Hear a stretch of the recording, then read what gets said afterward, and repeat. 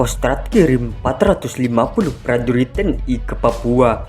Muldoko ingatkan aparat tidak terprovokasi KKB. Tumpas.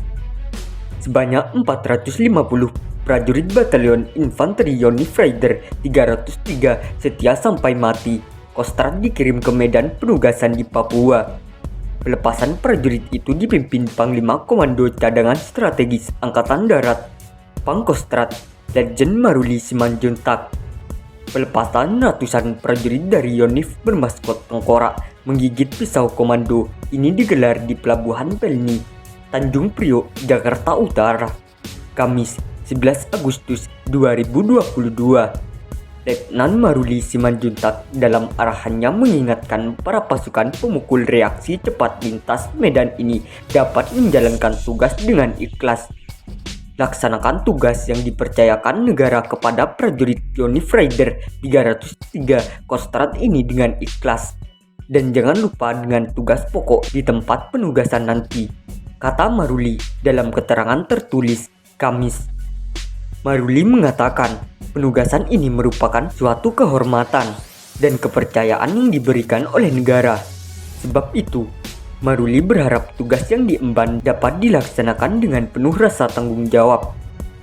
Pangkostrat juga berpesan kepada seluruh prajurit agar segera beradaptasi ketika tiba di daerah operasi. Ia mengingatkan prajurit agar menghormati adat istiadat serta rebut simpati dan hati rakyat sehingga terjalin kemanunggalan antara TNI dan masyarakat. Utamakan dalam bersikap selalu santun terhadap warga sekitar dengan menerapkan 8 wajib TNI dengan kemampuan teritorial serta tidak melukai orang yang tidak bersenjata, imbuh dia.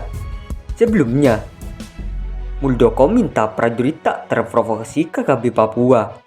Kepala Staf Kepresidenan Muldoko meminta prajurit TNI dan Polri untuk tidak terprovokasi oleh aksi teror yang dilakukan oleh kelompok kriminal bersenjata KKB di Papua. Ia meminta aparat keamanan bekerja sesuai standar operating procedure untuk menangani KKB. Muldoko tak ingin aparat keamanan terprovokasi yang berujung merugikan institusi. TNI juga tidak boleh terprovokasi dengan kejadian ini sehingga mengambil langkah-langkah yang justru pada akhirnya merugikan institusi itu sendiri. TNI Polri itu jadi tetap kerja sesuai SOP yang digariskan, kata Muldoko usai media briefing di kawasan Kuningan, Jakarta, Kamis 21 Juli 2022. Menurut dia, langkah taktis yang akan dilakukan berada di tangan komandan lapangan, tetapi pendekatan profesional dan proporsional tetap harus dipegang. Kendati demikian, Muldoko memastikan pemerintah bakal menindak tegas KKB di Papua yang selama ini melakukan berbagai aksi teror. Tindakan tegas hanya ditujukan kepada KKB, bukan yang lain. Penegasan ini penting, jangan sampai muncul persepsi yang keliru terhadap tindakan aparat keamanan yang akan dilakukan, kata dia. Muldoko menyebutkan, sejak April hingga Juli 2022, KKB telah melakukan kekerasan sebanyak 18 kali yang menyebabkan korban jiwa sebanyak 22 orang. Mantan Panglima TNI itu juga menyinggung pembantaian yang dilakukan KKB terhadap 31 orang pekerja PT Istaka Karya yang sedang membangun jalan di Enduga, Papua, tahun 2018 lalu. Ini merupakan pembantaian keji, kejam dan biadab, merupakan kejahatan yang bertentangan dengan nilai-nilai kemanusiaan, ujar Muldoko.